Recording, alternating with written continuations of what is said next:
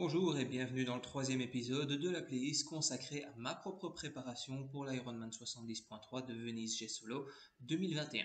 En plus des différents focus de mes entraînements, je vous parlerai également testing en natation et je prendrai quelques instants pour faire un premier petit bilan étant donné que je me trouve déjà à mi-préparation.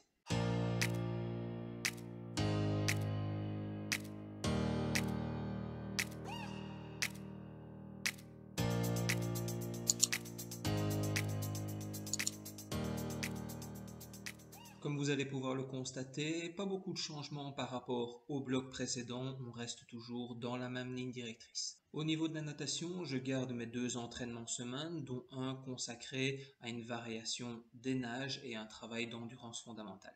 La particularité sur ce deuxième bloc, c'est que j'ai réalisé un test pour voir un peu où j'en étais après un petit mois et demi d'entraînement. Ce test consiste à boucler un 400 mètres le plus rapidement possible. Une fois réalisé, vous prenez le chrono total sur les 400 mètres, vous le divisez par 4 et ça va vous donner votre allure VMA au 100 mètres. Pour vous donner un exemple, imaginons que vous boucliez votre 400 mètres en 6 minutes 40, votre allure VMA est donc d'1 minute 40 au 100 mètres. Et à partir de là, vous allez pouvoir vous planifier des séances VMA en natation. Selon votre niveau, vous allez réaliser des séries de 25, 50, 100, 200, voire plus long si vous avez vraiment un très bon niveau, pour un volume total de 10 à 20 minutes, voire plus si vous avez vraiment un très bon niveau. Comme pour la course à pied, l'intensité sera fonction de la distance que vous allez parcourir. Pour des séries de 25 à 50 mètres, vous allez pouvoir nager à 105% de VMA, tandis que des séries de 100 et 200, vous serez plutôt à 100% de VMA, voire un petit peu moins pour le 200.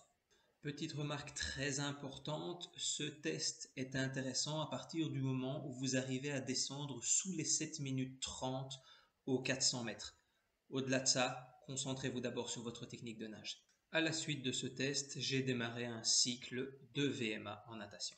Au niveau de l'entraînement vélo, rien n'a changé. Je garde 3 séances sur la semaine. Une première consacrée à l'endurance de force, une deuxième consacrée à la récupération, à la technique, donc bref, plutôt avoir un pédalage relâché sur toute la séance. La seule chose qui a un petit peu changé sur celle-ci, c'est qu'elle s'est un petit peu rallongée au fur et à mesure des semaines. Et une troisième séance longue en endurance fondamentale. Au niveau de la course à pied, toujours 3 séances par semaine. Par contre, il y a eu un petit peu de changement au niveau du contenu de ces séances. Mon footing de début de semaine est devenu une séance un petit peu plus longue en endurance fondamentale. Ma séance de VMA est toujours au programme, mais elle a pris un peu en volume étant donné que je m'axais surtout sur un travail en VMA moyenne, à savoir des phases de 400 ou 500 mètres. Ma sortie longue en endurance fondamentale s'allonge encore pour totaliser un volume d'1h25 à 1h30, dans lequel j'incluais soit des phases au seuil 1, soit au tempo semi-marathon. Comme le volume représenté par les 3 premières disciplines était déjà conséquent, je n'ai gardé qu'une seule séance de renforcement musculaire, à savoir le cours que je donne une fois par semaine en visioconférence aux membres de la salle de fitness où je travaille. Si on se penche sur la répartition des différentes disciplines en termes de volume d'entraînement, on se rend compte qu'il y a petit à petit plus de place consacrée à la natation, là au détriment du renforcement musculaire, et que les répartitions en course à pied et en vélo restent plus ou moins identiques. Quand on regarde les charges d'entraînement des différentes semaines de ce bloc 3, on se rend compte que ça a été un petit peu plus chaotique de tenir une belle progression, comme ça avait été le cas durant le bloc 1 et 2.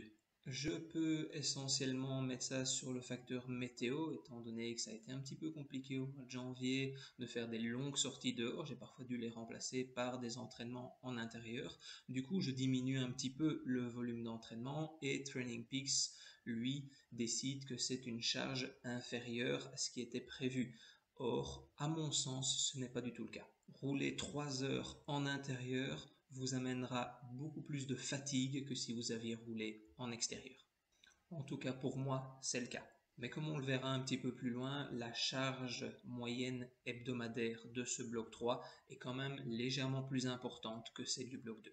Mais malgré ces quelques difficultés à s'entraîner en vélo dehors, on peut remarquer que ma progression est toujours bel et bien présente au cours de ce troisième bloc.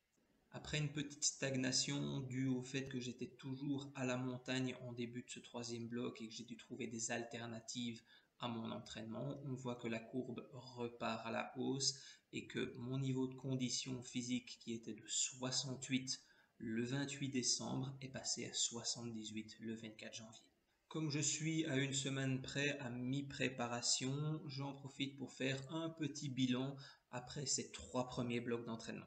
On remarque une belle progression au niveau de ma condition physique, c'est-à-dire la ligne que vous voyez en bleu.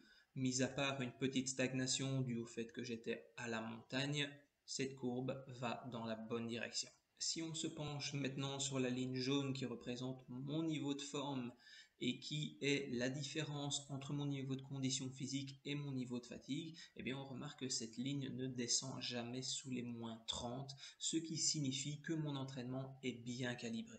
Et comme vous pouvez le voir, la charge hebdomadaire moyenne augmente elle aussi bloc après bloc, ce qui est une condition essentielle si vous voulez augmenter votre niveau de condition.